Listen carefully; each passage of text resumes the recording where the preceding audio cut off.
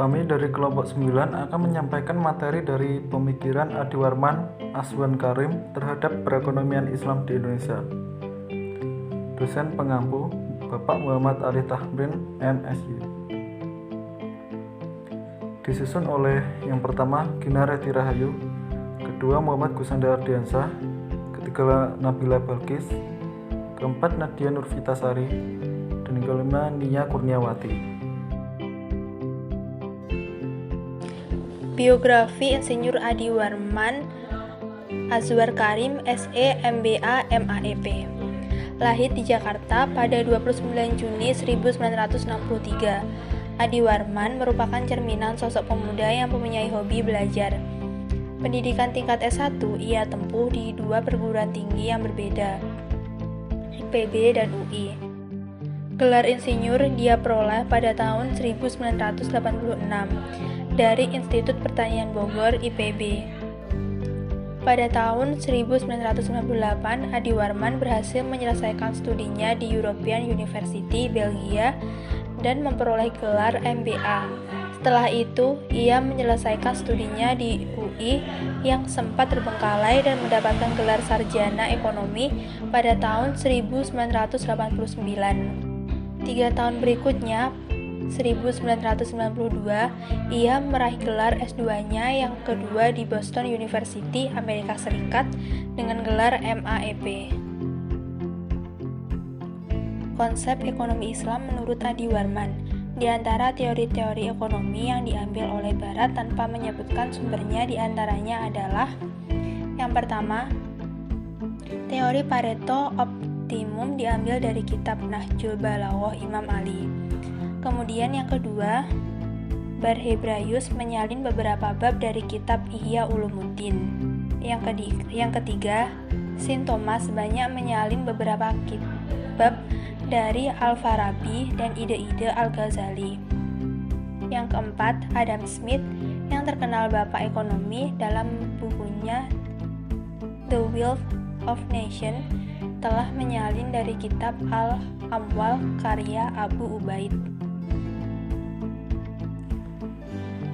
Adiwarman Azwar Karim menawarkan pengertian ekonomi Islam sebagai ekonomi yang dibangun di atas nilai-nilai universal Islam. Nilai-nilai yang ia maksud adalah: yang pertama tauhid atau keesaan, yang kedua keadilan, yang ketiga khilafah atau pemerintahan, yang keempat nubuwah atau kenabian, dan yang kelima ma'dah atau retrun. Korelasi prinsip-prinsip tersebut dapat dijelaskan sebagai berikut. Yang pertama, tauhid. Tauhid, konsep keesaan Tuhan, memberikan arah bagi pelaku ekonomi bahwa segala sesuatu adalah milik Allah. Manusia hanyalah pemegang amanah. Karena itu ada sistem pertanggungjawaban bagi setiap tindakan ekonomi. Khilafah atau pemerintah. Sebagai regulator, contoh terbaik terlaksananya sistem regulasi yang dijalankan pemerintah dalam masalah ekonomi ini dapat merujuk pada struktur sosial ekonomi. Korelasi prinsip-prinsip tersebut dapat dijelaskan sebagai berikut. 1. Nabi atau nubuwah, kegiatan dan penerapan sosial ekonomi pada masa Nabi, terutama era Madinah. 2. Khilafah atau pemerintah, tujuan akhir dari semua aktivitas ekonomi yang tersusun secara rapi melalui sistem tersebut tidak lain adalah maksimalisasi hasil yang tidak hanya menggunakan ukuran material, tetapi juga aspek agama. Sumbangan pemikiran ekonomi Islam di Indonesia. Pendekatan yang digunakan Adiwarman dalam membangun ekonomi Islam menggunakan dua pendekatan, yaitu historis dan fikih. Pendekatan sejarah digunakan untuk menjelaskan sistem ekonomi kontemporer dengan merujuk kepada ekonomi Islam klasik, terutama pada masa Rasulullah, dan kemudian mengkolaborasikan dengan pemikiran-pemikiran para cendekiawan Muslim, kemudian merefleksikan dalam konteks kekinian atau kontemporer. Selain menggunakan pendekatan sejarah, Adiwarman juga menggunakan pendekatan fikih. Dalam pandangan Adiwarman, fikih tidak hanya terbatas pada masalah ubudiyah, tetapi cakupan fikih sangat luas, karena fikih juga digunakan untuk menemukan jawaban atau solusi terhadap permasalahan yang berkembang. Kontribusi pemikiran Adiwarman. Yang pertama, kebijakan moneter. Dalam kebijakan moneter ini, Adiwarman mengacu kepada kebijakan yang telah dilakukan oleh Rasulullah dan Khulafa' Rasyidin yang dilaksanakan tanpa bunga sama sekali. Dalam mendorong pertumbuhan ekonomi dan sekaligus stabilitas, Islam tidak menggunakan instrumen bunga atau ekspansi moneter dalam melalui pencetakan uang baru. Yang perlu dilakukan adalah dengan mempercepat perputaran uang. Faktor untuk mendorong perputaran uang ini adalah dengan melakukan qard atau pinjaman dan kerjasama bisnis berbentuk syirkah atau mudharabah. Kelebihan likuiditas tidak boleh ditimbun atau dipinjamkan dengan bunga. Yang kedua, menciptakan persaingan monopoli yang sehat.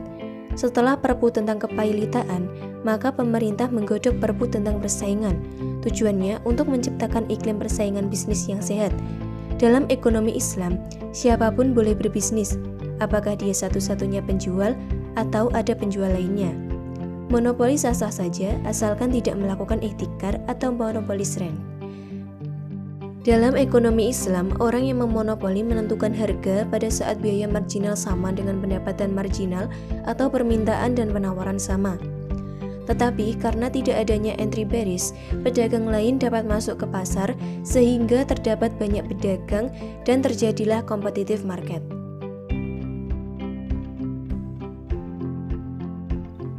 Yang ketiga, kontrol devisa dan ekonomi Islam.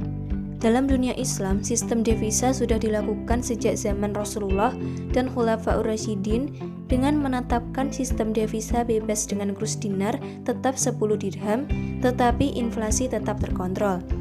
Dengan sistem bebas ini, penawaran devisa menjadi elastis dan pasar gelap tidak akan terjadi. Yang keempat, uang. Uang adalah media tukar, maka penimbunan uang atau menarik uang sementara dari peredaran merupakan tindakan yang keji dan jahat. Faktor yang dapat mempengaruhi stabilitas uang adalah percepatan peredaran uang. Uang mempunyai dua fungsi utama, yaitu sebagai pengukur nilai dan media pertukaran bagi sejumlah barang yang berbeda. Yang kelima, zakat. Zakat merupakan mutiara sistem ekonomi Islam karena banyak terkandung hikmah yang dapat dirasakan. Dengan zakat, maka harta tidak diam dan tidak tertahan pada diri seseorang yang dapat menimbulkan berkurangnya perputaran volume uang di pasaran. Dengan adanya zakat, maka perputaran harta kekayaan lebih dinamis. 6. Bank Syariah. Bank Syariah di Indonesia pertama kali didirikan pada tahun 1992, yaitu Bank Muamalah Indonesia (BMI). Meskipun perkembangannya terlambat dibandingkan dengan negara-negara lain, pada tahun 2005 Bank Syariah berkembang menjadi 20 unit. Prinsip-prinsip Bank Syariah. A. Prinsip bagi hasil, baik melalui musyarakah atau mudharabah. B. Prinsip jual beli. C. Prinsip sewa dan sewa beli. D. Prinsip qard. Dan E. Prinsip wadiah atau titipan. 7. Mengkonversi menjadi bank syariah. Awal munculnya bank syariah menyebabkan masalah baru pada umat Islam di Indonesia. Kemudian dikeluarkan UU Perbankan yang melegalkan umat Islam, sehingga memberi peluang berdirinya bank syariah. Konversi dapat dilakukan dalam beberapa tahap. 1. Konversi liabilitas, tabungan deposito. 2. Mengkonversi kredit-kredit yang berbasis kepemilikan aktiva tetap menjadi skim murabahah. 3. Mengkonversi LC. 4. Mengkonversi kredit kepemilikan rumah menjadi skim musyarakah mutanakisah.